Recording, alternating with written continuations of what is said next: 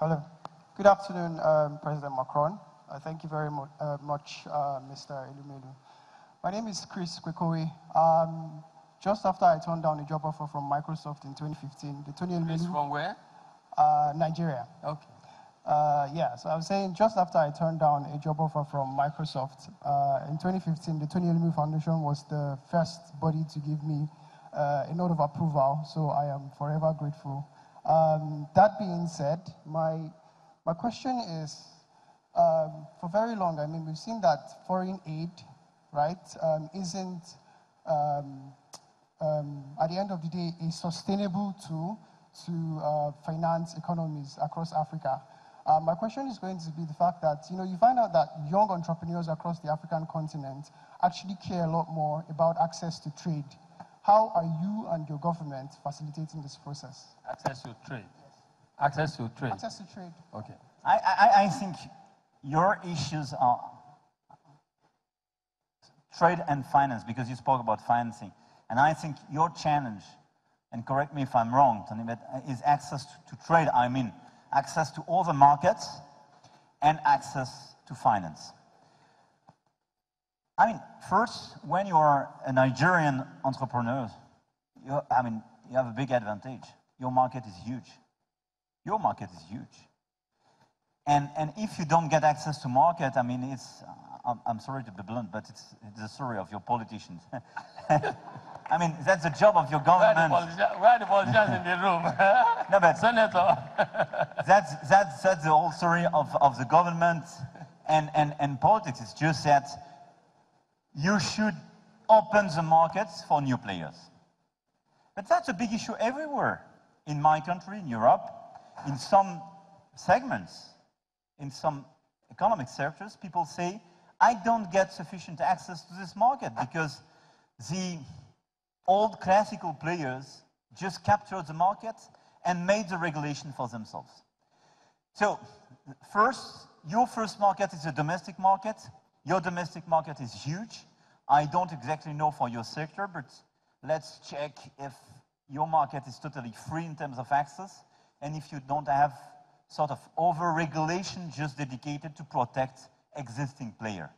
I mean, it's never good on the long run to over-protect existing player. Why? Because I do believe in the fact that you can accumulate success, money, and capital when the cause of this accumulation is innovation. Because it's your own merit. But if you accumulate profits because of a regulation and monopoly and so on, at a point of time, it's not acceptable for your people. Because it's how to divert regulation. So that's the first point in terms of market access. Second, I think what you need to have a better access to your regional markets is regional integration. I'm a strong believer of ECOWAS and market access and an actual regional approach.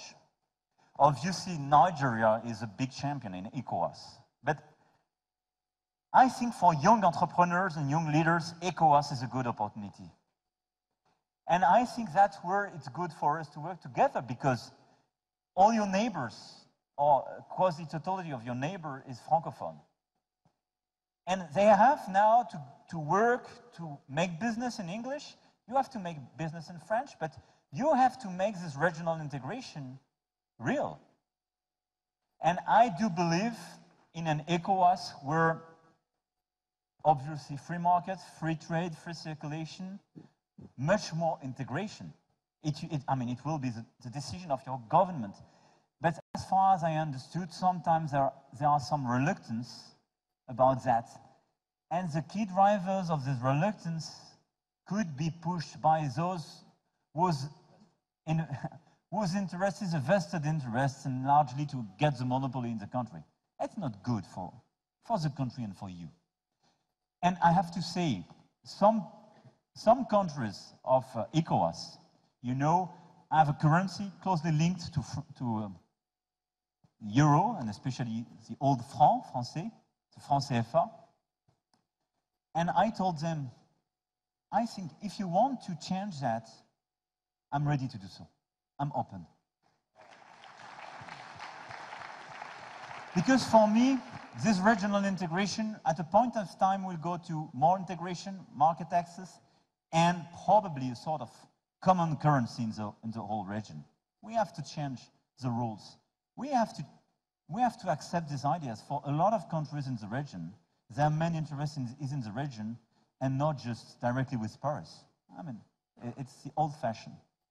And third, access to trade opportunities beyond, i.e. in Africa and in Europe. It's a question mentioned by your colleague. I think to get market access, you need peace and stability. That's what we work on with a lot of governments.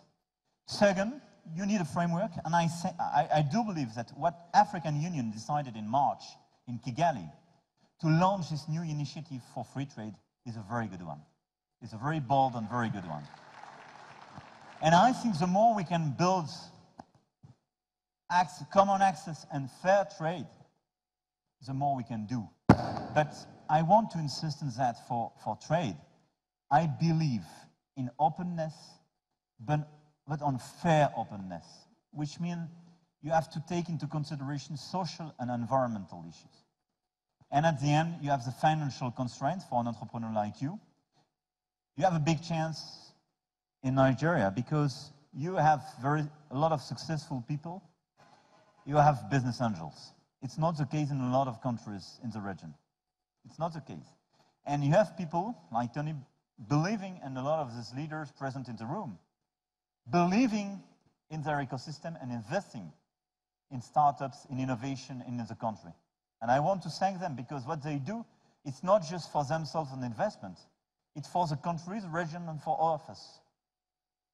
You need to scale, which means that we have to develop a financial ecosystem in the region as well, i.e. to encourage the development of VCs, of long-term investors. And what I would like to do through Digital Africa and our initiative for private sector is to participate with you to structure and to frame the financial ecosystem of West Africa, which is a necessity. Let's clap for that. Let's clap if you have noted that. And interestingly, you're sitting next to Remy. Remy, note that very well. So here, okay.